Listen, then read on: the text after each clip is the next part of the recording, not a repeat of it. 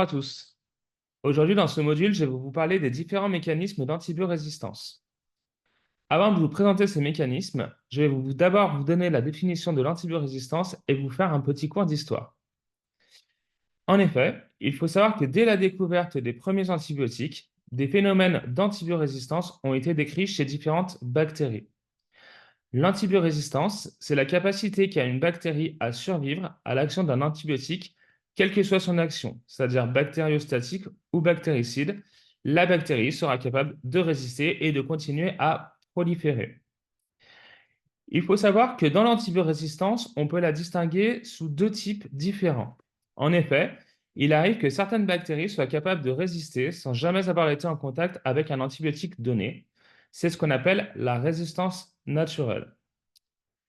Cependant, après la Deuxième Guerre mondiale, l'utilisation des antibiotiques a explosé et les utilisations ont été réalisées de manière excessive, abusive, voire même inappropriée, c'est-à-dire qu'on donnait des antibiotiques sans même chercher à savoir s'il y aurait une véritable efficacité de la prescription de cet antibiotique.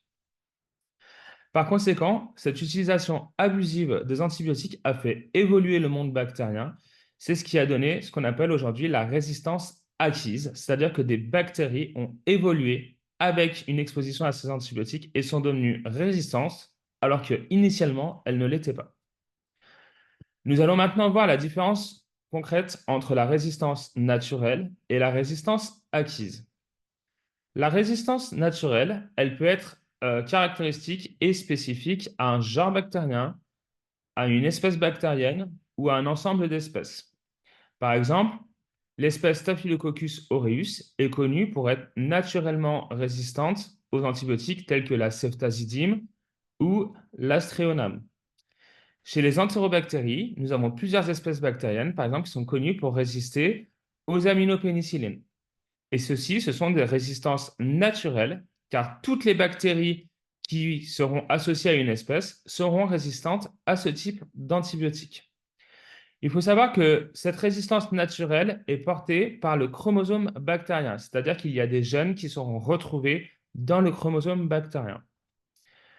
En ce qui concerne la résistance acquise, cette fois-ci, elle va être plutôt spécifique à un groupe de souches ou à un ensemble de souches ou quelques espèces ou plusieurs espèces qui ont pu coévoluer avec le temps suite à une exposition, comme je vous ai expliqué précédemment, à un ou plusieurs antibiotiques. Il faut savoir que cette résistance acquise est généralement portée par l'acquisition de matériel génétique exogène. On en distingue trois types. On distingue le plasmide, les transposons et les intégrons. Tout d'abord, les plasmides, il faut savoir que cela représente environ 20% des résistances acquises chez les bactéries. Il s'agit d'une molécule d'ADN circulaire qui va avoir une réplication indépendante et autonome du chromosome bactérien. Ces plasmides sont généralement transférés entre bactéries par un processus qu'on appelle le transfert conjugatif ou la conjugaison. Nous sommes dans le cas d'une transmission horizontale, c'est-à-dire que la transmission génétique se fait entre deux individus qui ne sont pas des parents, en opposition à la transmission verticale, qui est la transmission, par exemple, entre une bactérie mère et ses deux cellules filles ensuite, après sa division. Deuxième élément génétique associé à la résistance acquise, c'est les intégrons. Donc, les intégrons, ce sont des éléments d'ADN qui vont, comme le nom l'indique, pouvoir s'intégrer dans le génome bactérien, aussi bien au niveau du chromosome qu'au niveau du plasmide.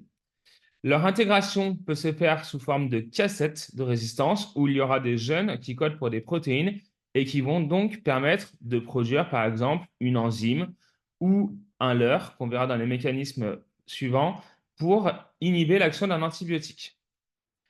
Et enfin, dernier élément d'ADN exogène qui représente à peu près 80% des résistances acquises retrouvées chez les bactéries, c'est l'acquisition de transposons, qui sont des séquences d'ADN qui vont sauter, d'où le nom de transposons, donc qui vont faire de la transposition et qui vont, entre guillemets, se promener dans le génome bactérien, aussi bien sur le chromosome que sur le plasmide, pour être transmis soit à la descendance de manière verticale, soit à des voisins bactériens par transfert conjugatif, par l'intermédiaire de la conjugaison.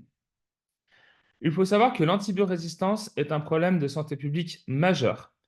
C'est pourquoi l'Organisation mondiale de la santé, abrégée en OMS, a défini l'antibiorésistance comme une des 10 plus grandes menaces pour l'humanité dans les prochaines années à venir. En effet, certains scénarios des plus pessimistes estiment que les antibiotiques pourraient être tous totalement inefficaces à l'horizon 2050. Dans les projections les plus pessimistes, cela entraînerait plus de 10 millions de morts par an dans le monde, ce qui aurait des conséquences dramatiques.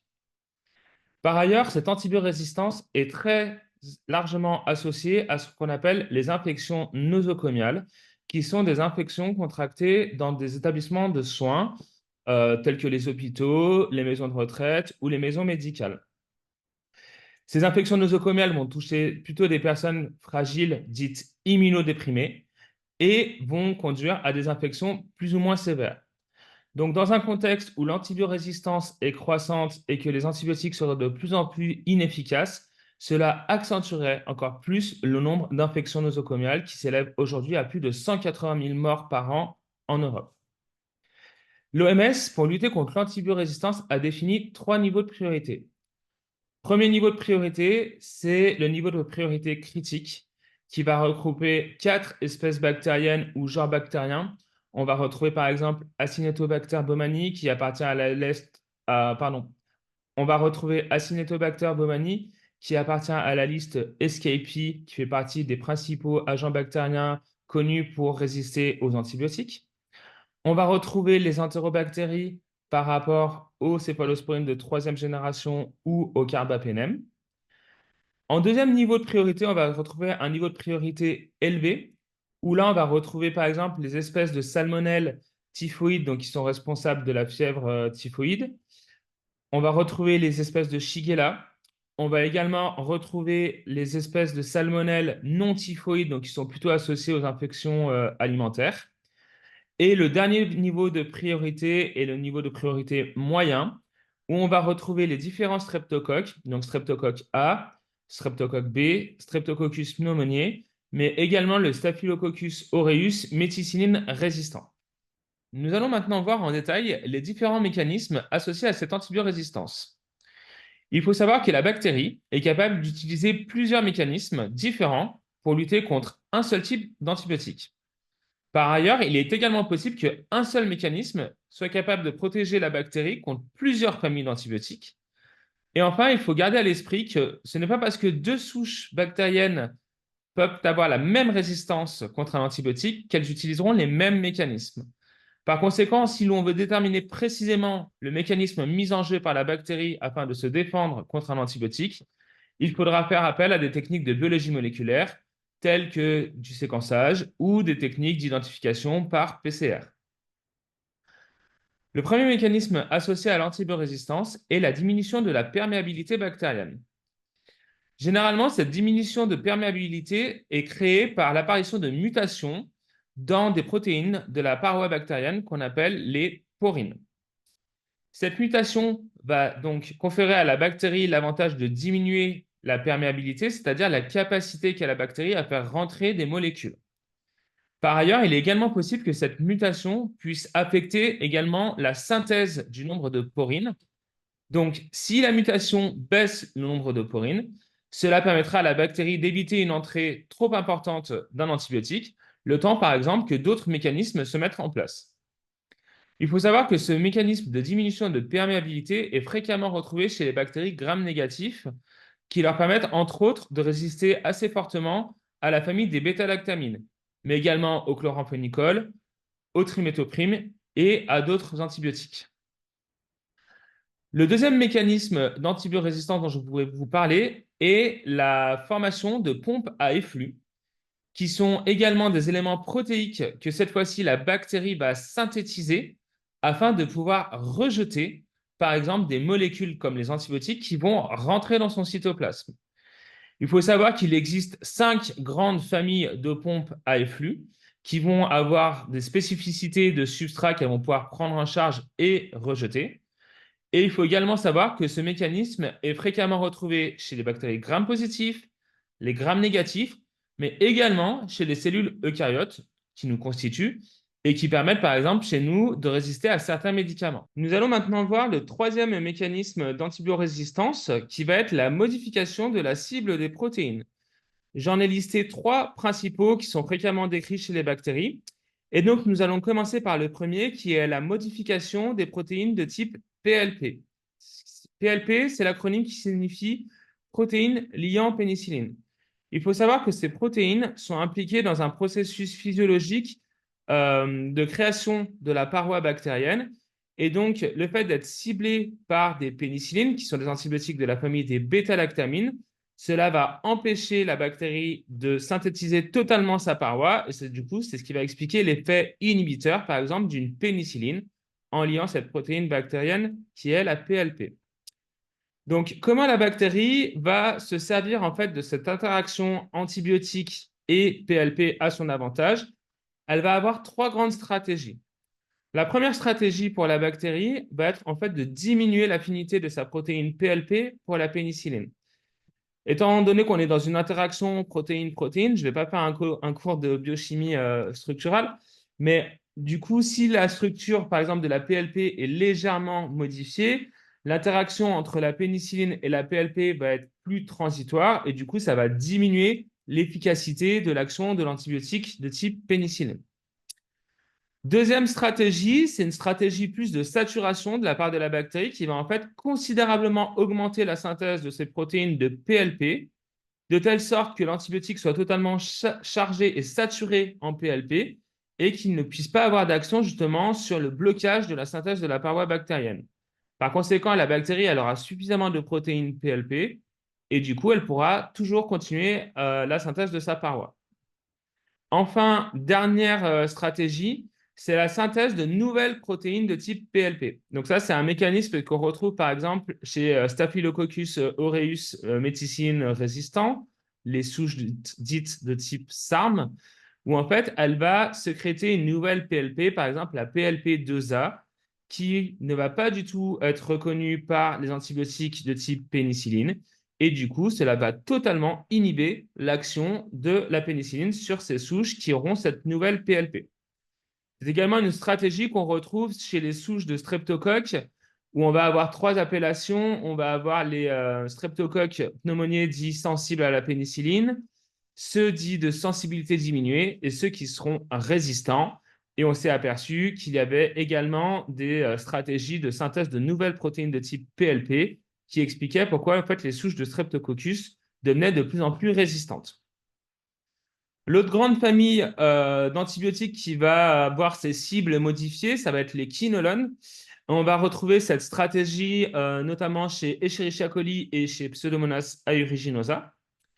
Et enfin, une dernière cible qui est fréquemment modifiée chez les bactéries pour contrecarrer l'action des antibiotiques, ça va être la modification du ribosome, notamment au niveau de la sous-unité 30S, où en fait une protéine va être mutée, ce qui va changer la structure du ribosome, et du coup, les antibiotiques qui vont cibler cette sous-unité ne seront plus efficaces. Il faut savoir que c'est une stratégie qui est retrouvée chez les bactéries gram-positives comme gram-négatives. Donc, on la retrouve par exemple chez Escherichia coli, Haemophilus influenzae. On va les retrouver chez des souches de Streptococcus ou Enterococcus, mais également chez des souches particulières comme Mycobacterium tuberculosis qui ont une paroi qui est très différente, par exemple des bactéries gram-plus et gram-négatives. Quatrième grande stratégie de mécanisme d'antibiorésistance, ça va être la synthèse d'enzymes qui vont venir dégrader les antibiotiques. Donc, l'exemple le plus connu, ça va être la synthèse d'une enzyme qu'on appelle la bêta-lactamase, par exemple, et qui va permettre de dégrader des antibiotiques de type bêta-lactamine.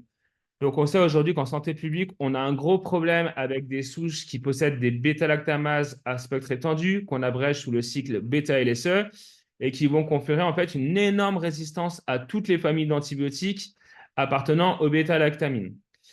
Devant la complexité de ce mécanisme, ce type d'antibiorésistance sera redéveloppé dans les modules suivants, notamment par genre et famille bactérien, afin d'expliquer comment en fait ce mécanisme a permis de faire des classifications d'espèces bactériennes pour comprendre comment elles étaient en fait résistantes naturellement et comment elles pouvaient acquérir des résistances.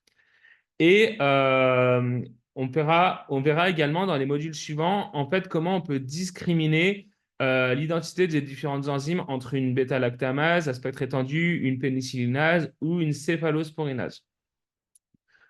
Enfin, le dernier grand mécanisme d'antibiorésistance va être cette fois-ci la modification de l'antibiotique. C'est-à-dire que la bactérie va encore une fois utiliser des enzymes qui vont venir modifier la structure chimique de l'antibiotique. Il faut savoir que cette stratégie d'antibiorésistance de modification de l'antibiotique est particulièrement répandue dans la résistance à la famille des antibiotiques des aminosides. On retrouve trois grandes enzymes qui vont être associées justement à la modification des aminosides. On va avoir les acétyltransférases, le nucléotidyltransférase et les phosphotransférases. Donc, ce sont trois enzymes de type transférase qui, comme leur nom indique, vont ajouter des groupements acétyl, adényl ou, ou vont faire ou vont ajouter un groupement phosphate afin de inactiver totalement l'antibiotique qui perdra son action parce qu'il aura sa structure chimique qui sera totalement modifiée.